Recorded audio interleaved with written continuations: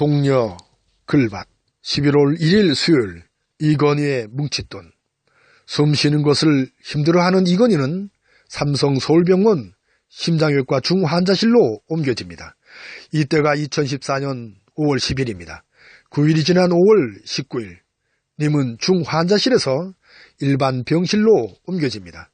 그리고 3년을 훌쩍 넘긴 2017년 8월 1일 한겨레신문은 핵심 관계자의 말을 빌려 의사소통이 어려운 것을 제외하면 매우 양호하다고 일러줍니다.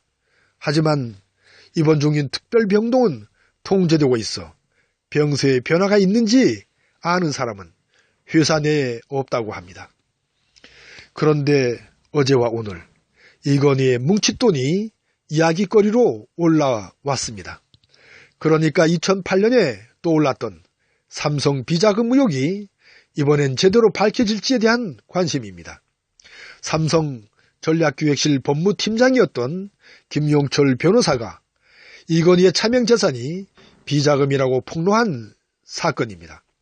이 사건은 조준웅 특검에 의하여 이병철로부터 물려받은 상속재산이라는 면죄부를 얻습니다.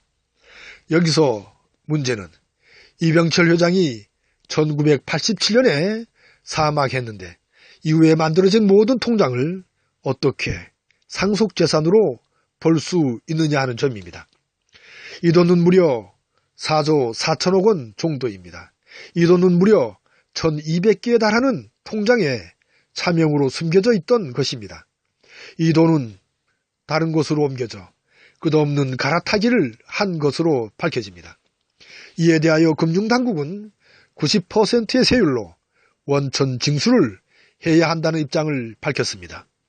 덧붙여 새롭게 다시 조사를 하겠다고 하네요. 촛불혁명으로 세워진 문재인 정권이라 이번에는 기대해도 좋을 듯 싶습니다. 사실 이 삼성 이건희 비자금 사건은 비상식이 상식의 자리를 차지한 어처구니 없는 짓입니다.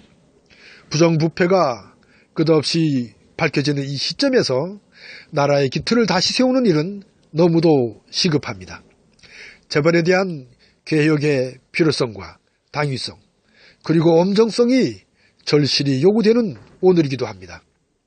돈이면 다 되는 타락한 자본주의 틀을 뿌리부터 다시 바르게 세워야 할 테지요. 따라서 잊었던 우리의 환한 누리꿈, 두레얼, 우주 동포 사상을 새롭게 새겨야 합니다. 사람이 나서 자라고 숨을 거두는 삶을 제대로 삶을 수 있도록 돕는 나라로 세워야 합니다. 사람들의 삶에 날개를 달아 마음껏 날개해주는 역할을 하는 것이 바로 나라니까요. 삼성 그리고 이건희의 앞날을 그려봅니다. 어떻게 날 수 있도록 도와주는 것이 바른 도움일까요? 옳고 그름을 가리지 않고 그저 덮어주기만 하는 것이 과연 옳은 일일까요? 누워 숨만 쉴 수 있도록 하는 것이 진정으로 님을 위한 일일까요? 삶과 죽음은 단절이 아니라 전혀 다른 모습의 연속으로 이해할 수는 없는 것일까요? 끝없는 물음으로 수요일 새벽을 건넙니다. 고맙습니다.